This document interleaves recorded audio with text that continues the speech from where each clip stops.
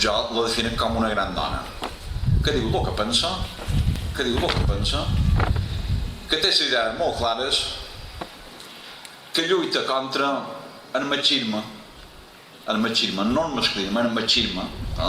que també són molt han inculcat que ho hem de dir així. Unes grans persones en aquesta llista,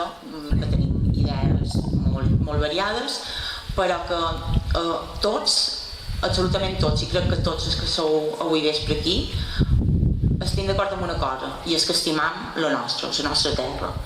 I precisament per això avui mateix som aquí, per presentar o perquè vegeu que aquest amor mos uneix a tots i hem de lluitar precisament per això, perquè aquesta terra és nostra i però hi ha una persona que sí que me permetreu que pugui donar el nom, que és na Maria Antònia Oliver, el Premi enguany de les lletres catalanes,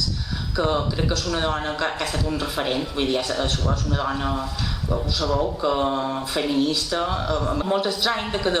sigui una cosa que sigui relativament desconeguda. I és per exemple, les figures de les valentes dones de Sóller, sí, n'hi ha molts que ho coneixen, però per exemple, la gent jove que jo conec, quan s'ha xerrat, realment perquè ho coneixen, per exemple, per lo del Firó, perquè ara s'ha parlat de lo del Firó i coneixen totes un poc la història de les dones valentes de Sóller, però realment jo no havia estudiat mai a l'escola, que podria parlar d'un munter de dones, per exemple.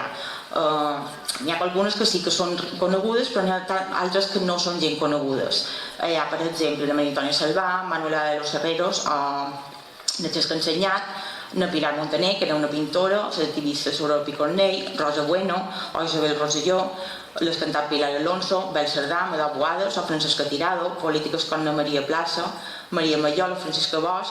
professores com la germana Celià i Encarna Vinyes, actriu com la Catalina i Cristina Valls, defensores de la cultura com Aina Montaner, Nina Moll o Camila Blanes.